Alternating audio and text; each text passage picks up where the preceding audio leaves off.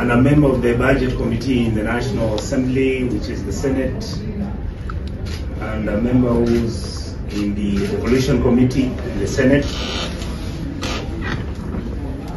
I am shocked and surprised just the way my friend Honorable Steve Mogaka said on my colleagues who are here.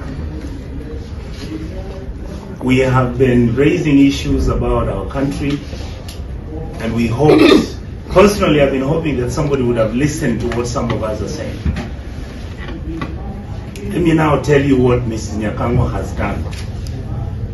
She basically came out and said the store has been broken into and the money is being taken. She said it. You guys are members of the media, so you had her say so. The consolidated fund is now easily accessibly available. The controller of budgets has no access to it. What we are talking about is that people who are doing their jobs are now being victimized and are now being taken to court. In fact, some of us who are critics of the government are expecting to be taken to court. Can they hurry up and come and get some of us quickly? Because we are not going to stop this nonsense. We will talk about the issues, we will raise them. Madam Nyakango has been saying it. We are mismanaging our finances and we are mismanaging our country. In a very polite way. I called one of my friends who is in leadership in the House. And I told him, what is that nonsense I saw? That was last week. He told me, and he sent me a message. He said, tell her to stop talking too much. What do you mean you tell her to stop talking too much? Some of us talk too much. You can't stop me. That's the job I have. I'm going to tell this government over and over and over that the things which you are accusing Ms. Nyakango of doing, that is the job you gave her. Office of the Director of Public Prosecution to stop being used to attack and wound out of office other constitutional office holders, like has happened today. We are not saying that anybody, any government officer who has committed an offense should not be arrested and charged. But clearly, when the controller of budget of the Republic of Kenya is arraigned, when we know that government disbursements to various government agencies, including the bursary money, has not been processed and released. So clearly, this is either an attempt to derail the government operations, or is drama being created to justify why funds have not been released to various government agencies. As Member of Parliament of West Mogrango, where Dr. Margaret Nyakango hailed from, I stand with instructions from the people of West Mogrango and Gusii to say that an attack on Dr. Margaret Nyakango, as has happened today, is an attack on the accountancy profession, and I invite ISPAC to rise to the occasion. It is an attack on women professionals of this republic, and I invite women of this republic to stand and deal with this. It is an attack on our constitution, and we will not take it lying down. And dragged to court and charged with alleged offenses that occurred before she was appointed as controller of budget, and for alleged offenses that have nothing to do with the performance of our duties as controller of budget. And all this is happening when the head of state, His Excellency Dr. William Ruto, is out of the country. Clearly, when a holder of an independent office who constitutionally requires to be removed before being arraigned is attacked at a time when the country is struggling with economic issues, with cash flow issues, it is clearly an affront on the Constitution of this Republic. And as a community of Omogusi, where Margaret Nyakango hails from, we condemn this action. Welcome to our YouTube channel, ladies and gentlemen. When the Kenya Kwanza regime ascended to power, some of the government officials who had been appointed by the former regime feared that they would be kicked out by this vengeful government, because you saw what was happening to people like Fred Okengo Matani. And so for them to survive under the Ruto and Gachagua regime, they started implicating some government officials under the previous regime. One such office holder was the Controller of Budget, Margaret Nyakango, who revealed to the Kenya Kwanza team that towards the 2022 general election, she was being forced to sign some erroneous withdrawals from the public coffers, and she refused. And she went ahead and revealed that she feared for her life, and some of these withdrawals were made against her opposition. And when she revealed those statements, she was a darling. She became a darling of the officials of the Kenya Kwanza team, people like Kimani Ichung'wah, Ndindi Nyoro, and Rigathi Gachagua. And for a period of time, the Kenya Kwanza bloggers thronged the social media that, oh, Uhuru stole money within 6 hours. There was some money that was stashed into some, bags, and they ran away with it. But things are now turning against them, because Margaret Nyakango is the perfect definition of a whistleblower. Once a whistleblower, always a whistleblower. She appeared before the National Dialogue Committee, and she revealed startling details where she was implicating now this very government, that they've got the penchant of increasing salaries of state officers, and part of the salary is going into people's pockets, something that we are now very synonymous with. And she gave an example of just how her salary was tripled. And she asked the dialogue committee to talk to Treasury, because she revealed there was major corruption in that docket. She also said that the punitive taxes that this regime had imposed on some of our services and goods were not really doing any good to the country, because the taxes were driving investors away. And you know what that means when you criticize taxes. And then she also talked about the loans that we are taking without looking into what they are doing. Take a look. We have suffered a long time from poor forecasting, and this is an area, please, I would ask the committee to talk to the National Treasury on a very serious note. The exaggerations are in the National Treasury, and let me just give one example. When I was doing the budget for consolidated fund services, this is where my salary is paid from. I found out that my salary was budgeted at 3 times what I'm paid. Wow. I am the only state officer in my institution. So there's nothing like confusion there. I'm all alone.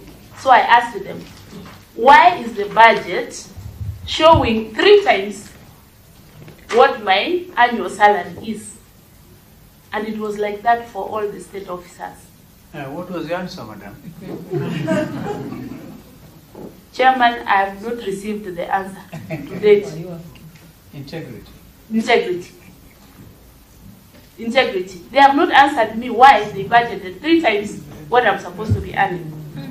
So now, if that is only my salary, what I'm saying, we don't know what else is dodgy in there. And then when it comes to the supplementary, these amounts are then reallocated to other areas. So, honorable members, I'm asking you to talk to the Treasury in a very matter-of-fact manner to look at the way they are handling the budgeting. I think the problem is there. There is a big problem. Yes. Thank you very much once again, co-chairs. It's quite a mouthful, but I'll run through them as fast as I can. And I'm going to start with how the high taxation has contributed to capital flight. This was raised by one of the chairs. And indeed, we have seen high taxation leading to high prices, and therefore leading to inflation. So sometimes we do not link the high taxation to the high prices and therefore to the capital flight. And I want to give just one example which will show us the direction in which we are moving. Park fees. This morning, in one of the groups that I am in, I saw the ladies saying, why would I pay $200 to enter the park when I can see the same animals from the Tanzanian side by paying very little? So this is just an example. But some of those things we are doing have a ripple effect. So they affect us in more than one way, and I know my colleagues here will be weighing in on that. Now, in terms of integrity, how can we raise integrity? We must do a root cause analysis.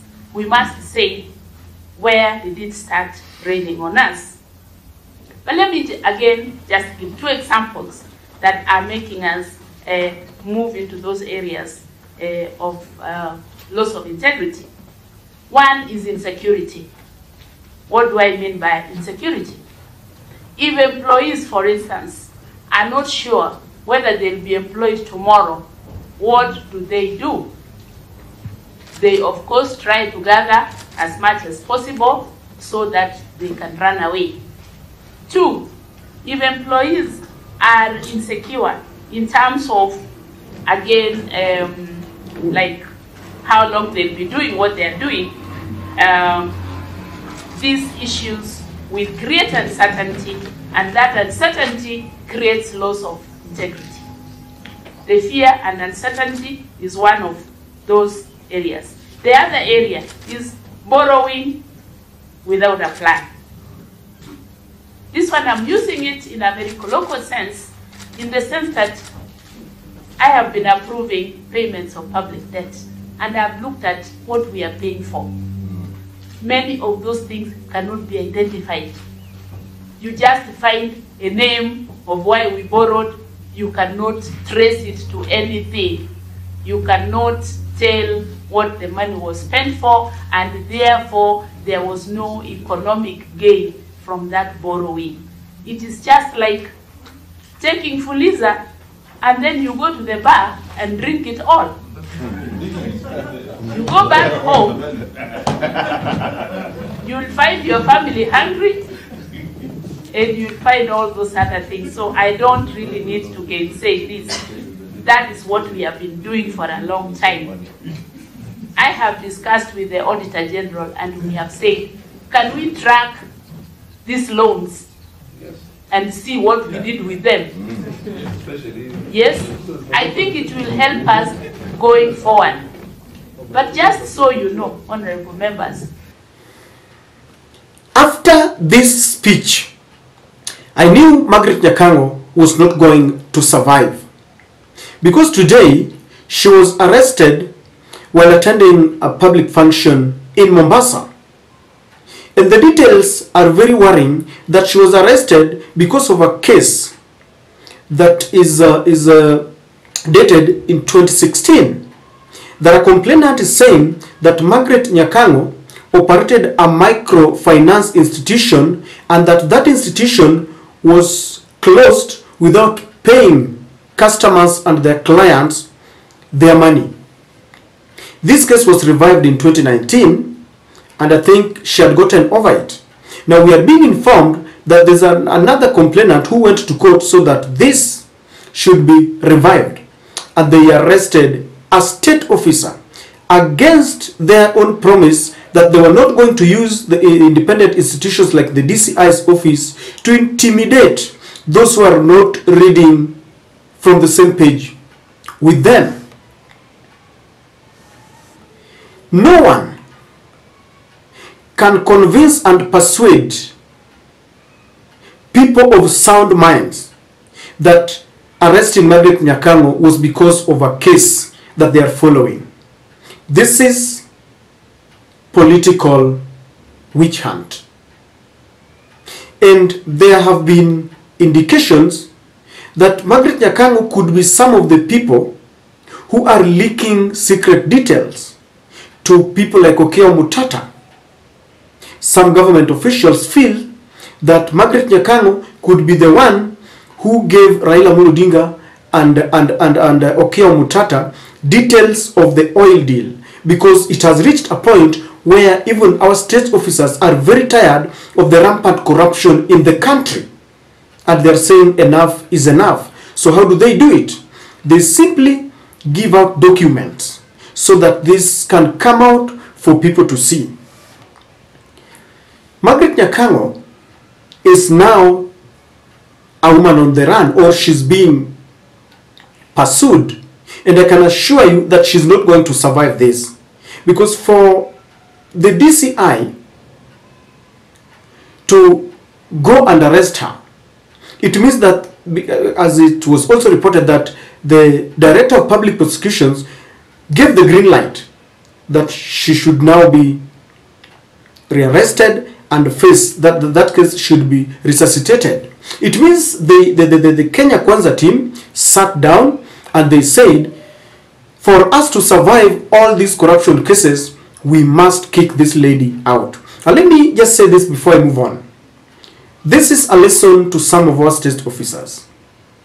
You cannot survive in a corrupt environment even if you try to implicate others.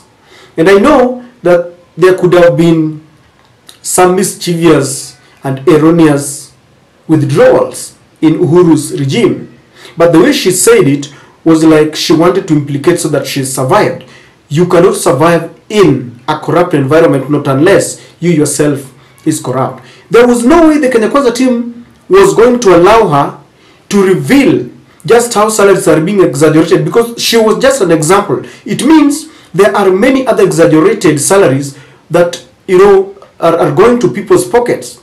Just like the same way in the oil deal, they exaggerated per liter 30 shillings that was going to people's pockets. And so as the officer in an independent institution such as hers, her word is very credible. So the Rigathi Gachagua, William Ruto and the team were not going to allow her to continue revealing this. And by doing this, they feel now these documents and secrets will not end up in people like Raila's and Okiya Mutata's, you know, desk. Let me tell you, Kenyans are very tired. Even if you kick Margaret Nyakango, trust me, we have people in those offices who are working as staff members. They will still expose this government. But this government is rotten. Even if you don't expose it, we do not need to depend on people like Nyakango. It is obvious that this government is rotten to the core. Number two, Margaret Nyakango is one of Uhuru appointees. And this government is hell-bent on trying to ensure that they sweep away all the employees from the previous regime. They want people who understand them, people who can align to their corrupt deals, people who will keep the secrets. Unakula pole pole bila kusema kitu kingine. You see how Chiloba is gone, and it was because of some secret there. Now Margaret Nyakango, I'm sure that the controller of budget, the Auditor General, will also have his head on the chopping board, because everything that came from the former regime must now exit. That is a fact. And so, ladies and gentlemen, this government has shown no mercy to Kenyans. Because if you look at what Margaret Nyakango was talking about, who doesn't know that these punitive taxes, like the example she was giving, is an example from an independent Kenyan who is saying that sisi lipa hiyo pesa yote, si afadhali niende Tanzania nitazame wanyama. Why?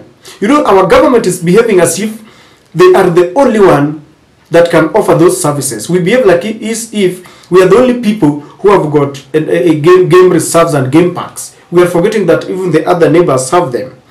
Punitive taxes. Everyone knows.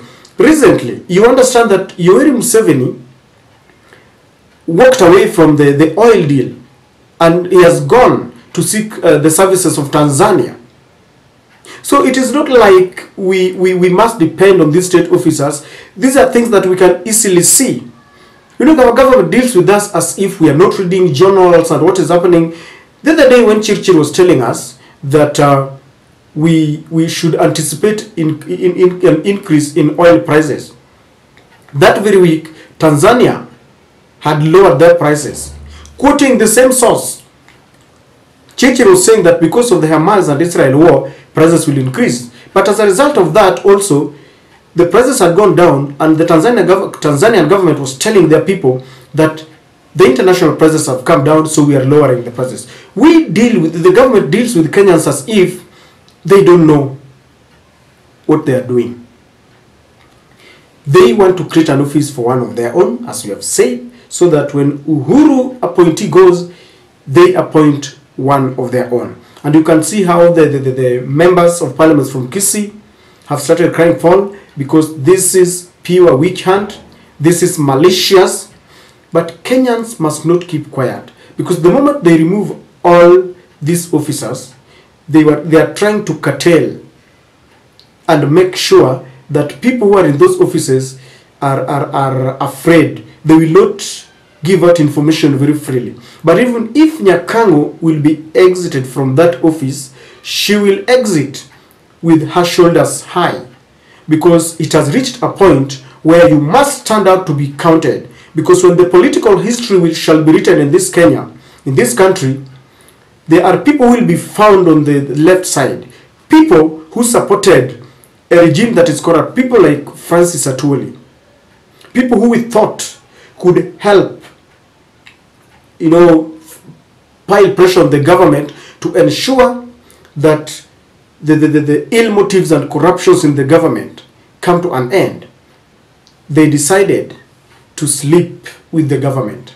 There are others who will be found on the right-hand side. People stood up. Who stood up? People like Okeo Mutata, Raila Odinga and the team. People like Boniface Mwangi.